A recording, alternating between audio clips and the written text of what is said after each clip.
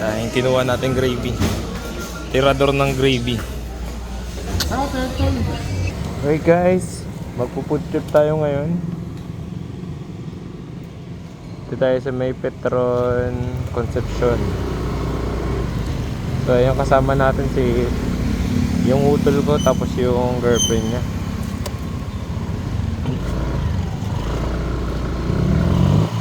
Let's go!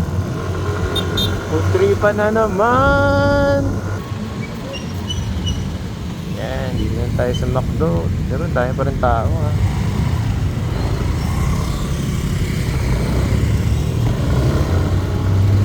Hey, tayo.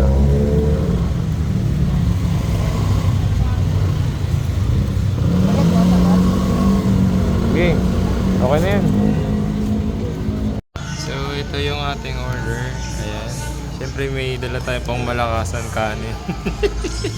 Dito na yung mga order natin guys. So nag-order tayo ng mix and match na chicken fillet.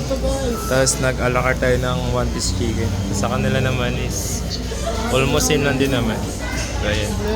Gagawin natin dito guys. Tatanggalin natin to. Kasi may gagawin tayong tricks. Ayan. Tanggalin natin to. Tapos ito ang gagawin natin dito. Lalagyan natin ng gravy to. Kuha tayo.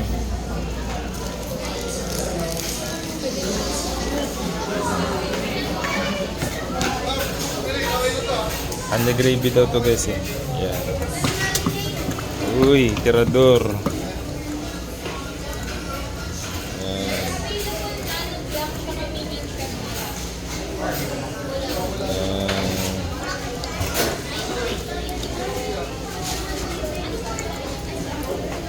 Ang dami na ito guys. Yan. Yung kinuha natin gravy. Tirador ng gravy.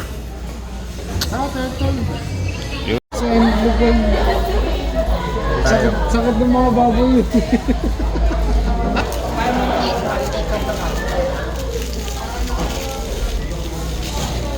Panado. Nandi gravy.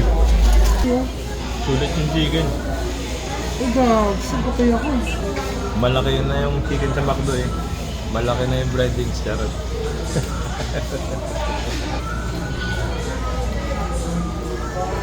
Guys, taob. May natira pang gravy, pang second batch na to yung gravy na yung natira. So ayan, tapos nag-take out pa tayo. Take out. Di na kaya ubusin dito eh. Uwi na lang natin yan. So yun, tip lang naman dito kapag kumain ka sa fast food ng McDo or Jollibee, maganda mag-a la carte ka na lang ng one piece chicken and then mag-mix and match ka ng ng chicken fillet or sundae, ganyan. So makakatipid ka talaga kasi almost lang siya 178 lang yung total ng kinain ko. Tapos magdala ka na lang ng extra rice kasi only gravy naman sila. So yun lang guys for today's video. Thank you for watching. God bless everyone. Peace yo.